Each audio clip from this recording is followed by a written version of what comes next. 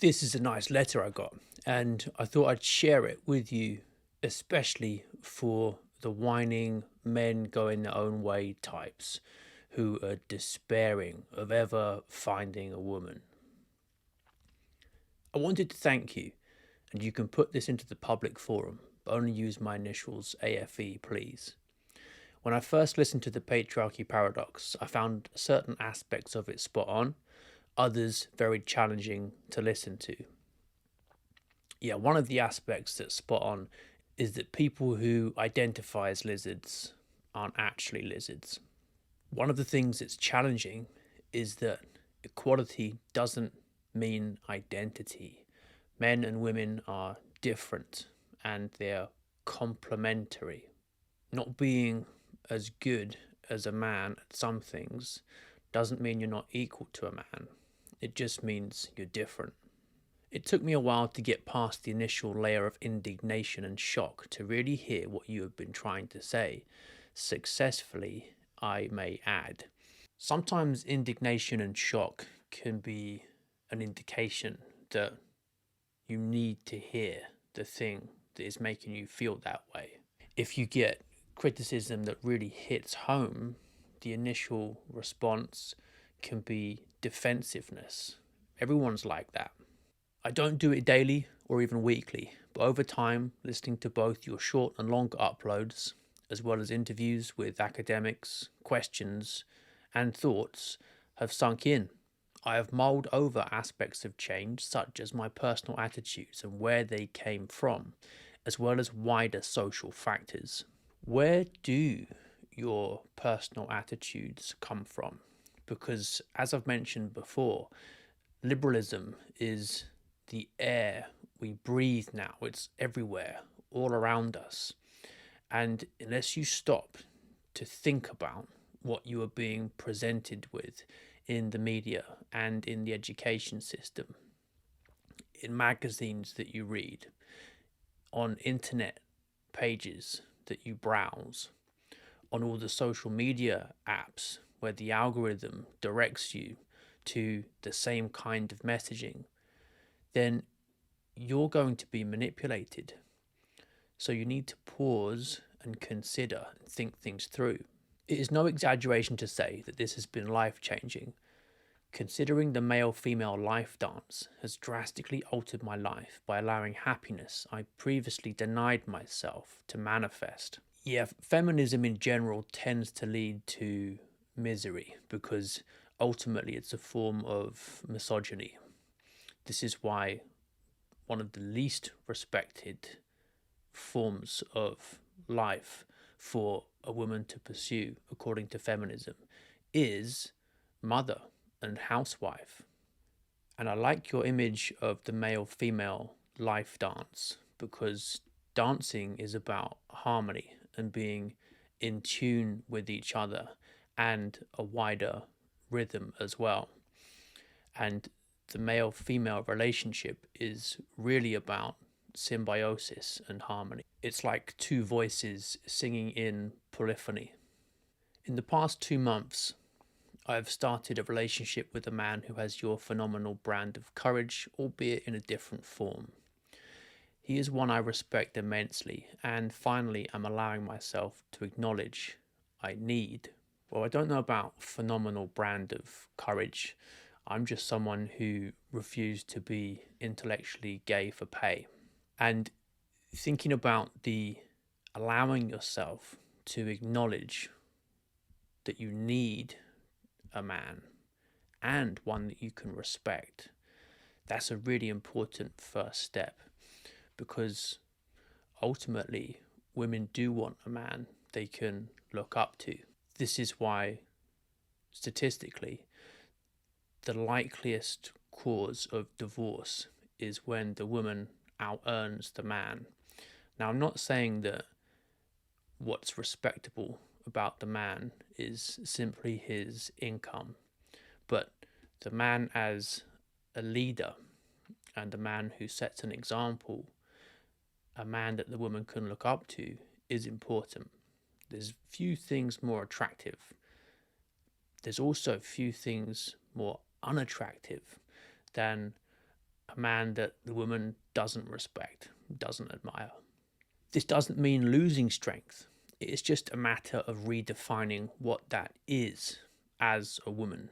Yeah, that's because you've been told that female strength is about imitating male strength.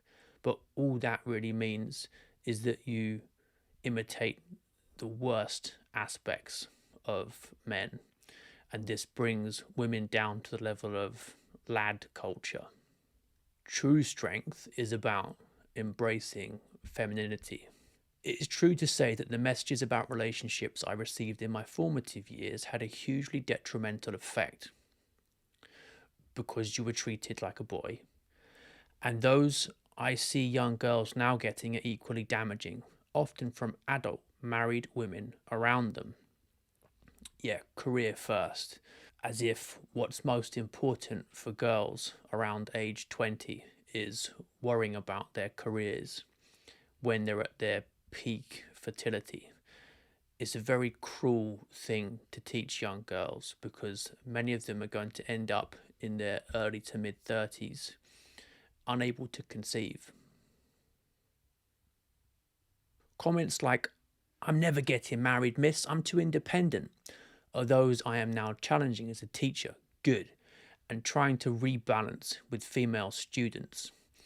Yeah, what is all this fuss about independence? We're born dependent on our parents and we grow up in the family, enmeshed in a network of interdependence, not independence. Your work has also served to highlight the systematic attack being made on men in general, especially through the education system, of which we both have first hand experience, and has taught me to look at men in an entirely different way, for the better, may I add. Don't forget, though, that the attack on men was spearheaded by men. The foundational feminist thinkers were male. Feminism for men meant strings free sex, and they relished the sexual revolution. Women regret the sexual revolution more than men do. And that abdication of authority meant that men essentially lost the respect of women. Free love came at the cost of becoming boys. Their vital contributions to society are being at best ignored, at worst treated with contempt. Realizing this, I'm starting to speak out about this too. There's a half truth, actually, in questioning male contribution to society because if men can get sex too easily, their main motivator in life is decreased. That is what pushes men to contribute most.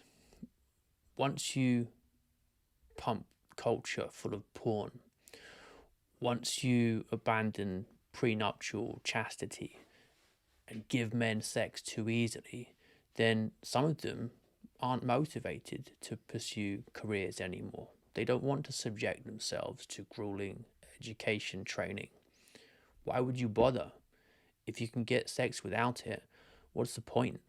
But certainly, this is true in that the sacrifices men have made throughout history have all been for women as a proxy for children. Women are the great motivator of men.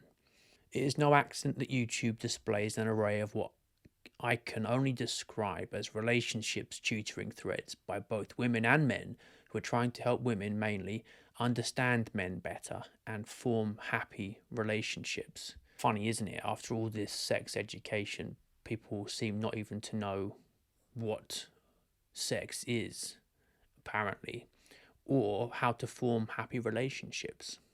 It's almost like what you've been told is wrong. It is very uncomfortable to realise I'm relatively well educated, post-grad, yet have been clueless and existed with twisted thinking in terms of this for the first half of my life. Look, I'm sorry about this, but there are some mistakes that only intellectuals can make. because you have to be quite smart to rationalize them. It's good that you've spotted this early enough now before it did more damage in your life. Intellectuals are very prone to overvaluing the intellect. Academically, the texts you present are also educational. Knowledge is power and essential in fighting radical feminist prejudices. Yeah, I like to focus on the kind of texts that generally aren't going to be touched in schools or universities. And probably the most important one I've covered so far is Unwin's Sex and Culture, which I'll link to at the end of the video. Making moves to ease out of my current employment onto a part-time basis whilst tutoring on a self-employed basis allows me to hopefully ensure a greater sense of safety when speaking out against feminist vilification of men and does not result in financial ruin. This is something that people need to take more and more seriously. Don't depend on any one institution or any single income stream. It's a poor rat that only has one hole. As the Overton window shifts further and further left, we're going to see ordinary people being called far right. At the end of the day, the key question is, where is my happiness? That is the key question. And ultimately, human beings can't make themselves totally happy by themselves. It does not lie in stringent feminism, that's for sure, or in making sweeping statements, even silently to myself, about who and what all men are. Everyone is a mixture of good and bad, you and me included. If your work touches this one woman so much, I'd imagine it is having a vast impact on every man and woman who finds you, something you can rightly be proud of. Thank you. Nice of you to say so. Thank you so very much to yourself and your family for having the courage and grace under fire to stand your ground. The world desperately needs men like you. One day it will wake up and realize that. Yeah, let's see about this waking up. It's been said that in a dark time, the eye begins to see. Maybe that's what's going to happen. Things can get a lot worse yet. Perhaps that will be the push that people need to realize that a mistake has been made at some point along the line here that has set us on this trajectory, and we have to go back to find out where that mistake was. Sometimes you don't realize you're lost until you find yourself way off course. Then you have to retrace your steps.